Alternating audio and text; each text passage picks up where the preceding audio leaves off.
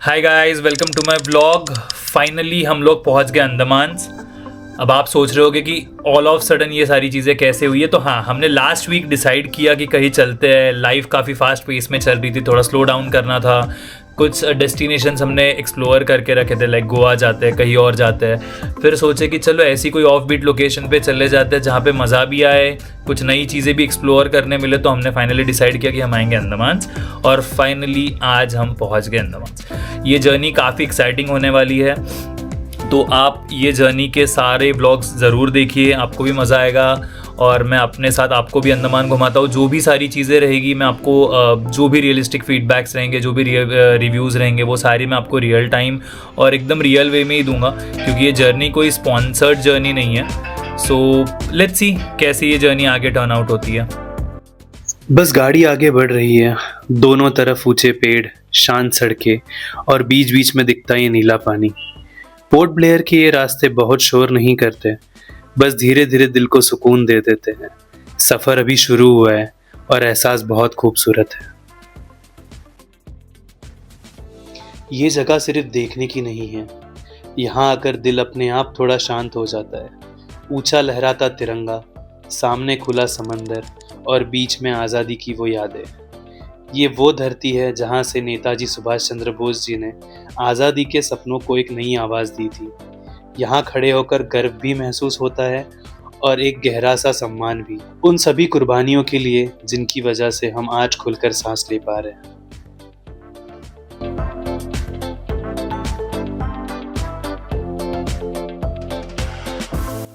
तिरंगा पॉइंट से निकलकर हम अब पहुंच चुके हैं कॉबिन्स कोव बीच। ये एक छोटा सा लेकिन काफ़ी प्यारा पॉइंट है, जो तिरंगा पॉइंट और सेलुलर जेल के बीच में पड़ता है। अगर आपके पास थोड़ा टाइम हो तो यहाँ रुककर जेट स्की, ग्लास बोट जैसी छोटी मोटी एक्टिविटीज आप एंजॉय कर सकते हो।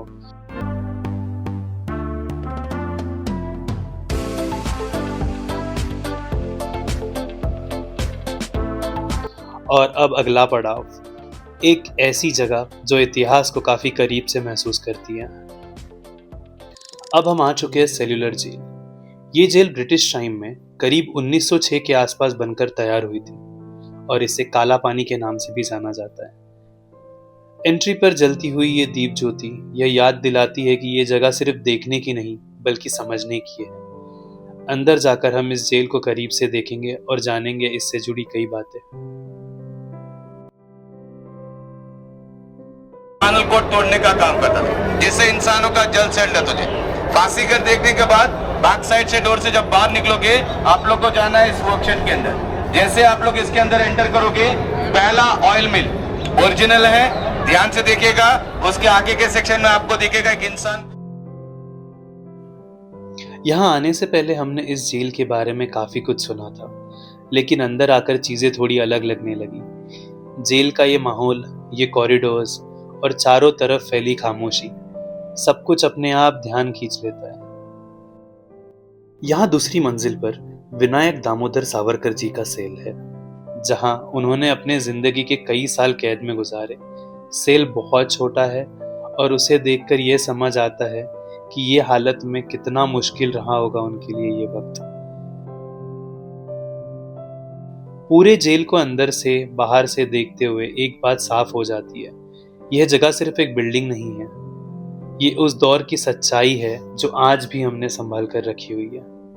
अगर आप अंडमान या पोर्ट ब्लेयर आ रहे हो तो ऑनेस्टली 1 घंटा निकाल कर सेलुलर जेल जरूर आइए और यहाँ का light and sound show miss मत करना। मैंने इस वीडियो में इसलिए नहीं दिखाया है क्योंकि मैं चाहता हूँ कि आप ये खुद आकर एक्सपीरियंस करें।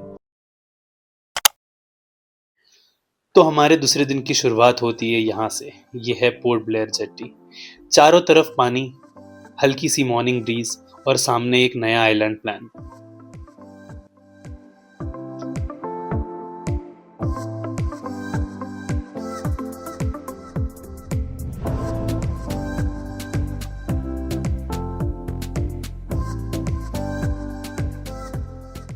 जेट्टी पर थोड़ा सा वॉक, फिर एक स्पीड बोट राइड और कुछ ही मिनटों में हम पहुंच जाते हैं रॉस आइलैंड, जिसे अब नेताजी सुभाष चंद्र बोस द्वीप के नाम से जाना जाता है। यह आइलैंड कभी ब्रिटिश एडमिनिस्ट्रेशन का मेन सेंटर हुआ करता था। आज यहाँ नेचर, खुला समंदर और अलग सी पीसफुल वाइब्स है। अभी हम आए रॉस आइलैंड, बहुत सुंदर है ये भी आइलैंड। अभी इसका नया नाम नेताजी सुभाष चंद्र बोस आइलैंड हुआ है, which is like Netaji Subhash Chandra Bose द्वीप। और यहाँ से राइट साइड में है north bay, left hand side पे है पोर्ट ब्लेयर। घूमते हुए बस प्यारी चीजें ही दिखती है, ये फ्रीली घूमते हुए डियर। आइलैंड घूमने के लिए आप यहाँ गोल्फ कार्ट रेंट कर सकते हो। टिकट लेकर आराम से पूरे आइलैंड का राउंड लगा सकते हो, जिसमें लगभग हाफ एन आवर का टाइम लग जाता है।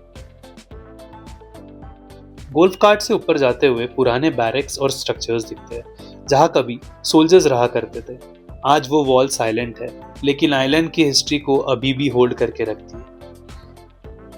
थोड़े आगे चलकर रास्ता जाता है लाइट हाउस की तरफ। ऊपर से व्यू काफी पीसफुल है और यहाँ पर रॉस आइलैंड का एक्सपीरियंस धीरे धीरे कंप्लीट लगता है। सो गाइस, अभी हम लोग हैं रॉस आइलैंड पे और वो आपको जो दिख रहा है वो है लाइट हाउस।